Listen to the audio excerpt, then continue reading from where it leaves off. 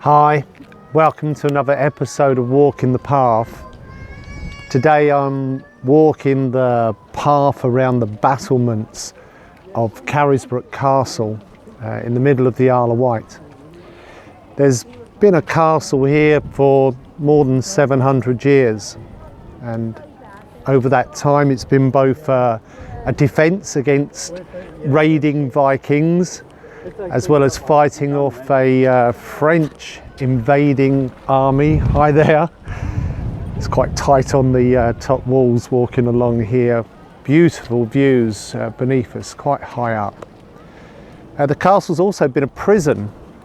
King Charles I was imprisoned here after he lost the English Civil War and was taken from here for execution in London. And it's also been a home, first to the Queen of the Isle of Wight, Queen Isabella de Fortes, and then much later, several hundred years later, the youngest daughter of Queen Victoria, Princess Beatrice, made her home here. There's a saying that an Englishman's home is his castle. It's always been a really important thing for me to feel like I have a home, somewhere that is sort of my place. I think maybe it came because when I was young, I was changing home every year 3 times. I had one home travelling in a caravan while we worked with the fun fairs. I had a home for the summer months here on the Isle of Wight, and I had another home just outside of London, which was our winter base home. In the last 25 years teaching goal mapping, I've created many goal maps for helping me to find a home or to change a home or renovate the home I'm in. And I've heard from so many other people that they've done the same thing, that they've used goal mapping to help them find their home.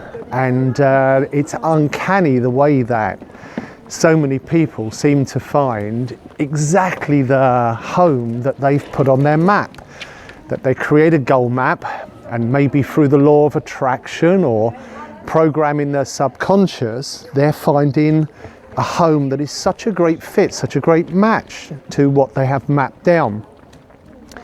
Some years ago, I was in Manchester in England running a corporate goal mapping workshop for a big communications company, and I had 10 team leaders on the workshop, and I presented the information around positive thinking and self-improvement, and towards the end of the day it was time for people to create their goal maps. And even though it was a corporate workshop, I was encouraging people to set personal goals as a first map, and then after that to do a work goal map. And the workshop had gone really well, and it got to the goal mapping part, and there was a lady in her late 20s, early 30s at the end of the table, and she put her pen down and she looked really miserable and upset, and she wasn't engaging in the technique of creating her map.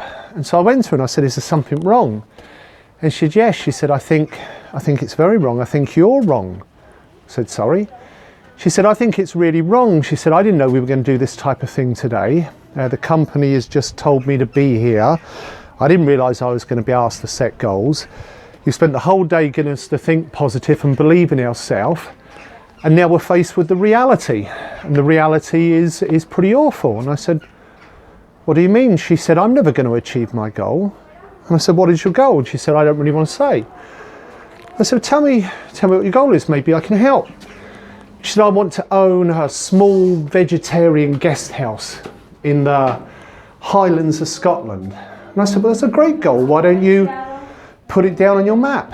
And she said, "Because I'll never achieve it. I can't even afford the money I have to pay for my small 1-bedroom apartment here in the city. I'm never ever going to be able to have my dream of this vegetarian guest house."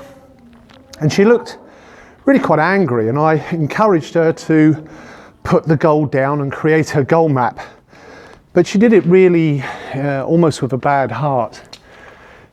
And then I left, and I never saw her again until about 3 years later. And I was running again a training company, a training workshop for the same company. And they had these big glass walls, and I saw her walk past the corridor. And it was near to the break, and so I stopped the program and I ran after her and I stopped her. And she looked at me and she said, "Oh, you remember me?"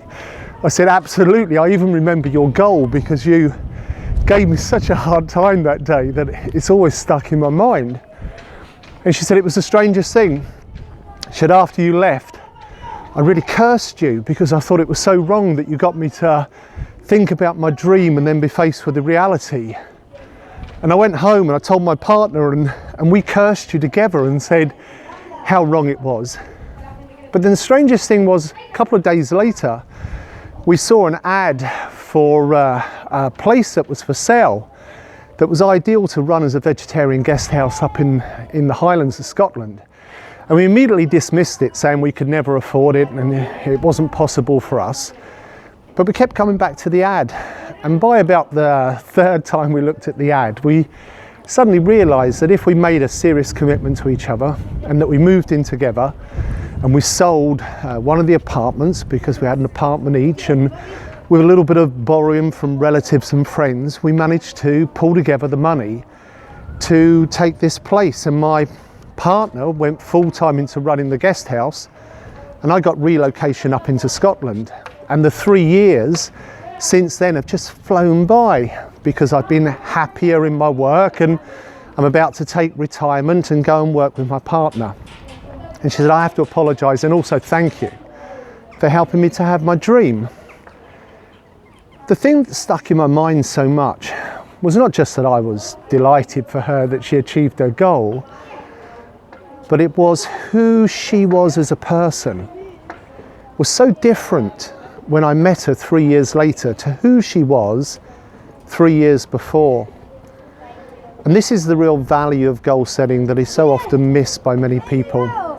And regardless of what goal we may set for ourselves, whether that is finding our dream home or something else we wish to achieve, it is the growth we go through in stepping towards that goal that is the real value of any type of goal setting. You become more.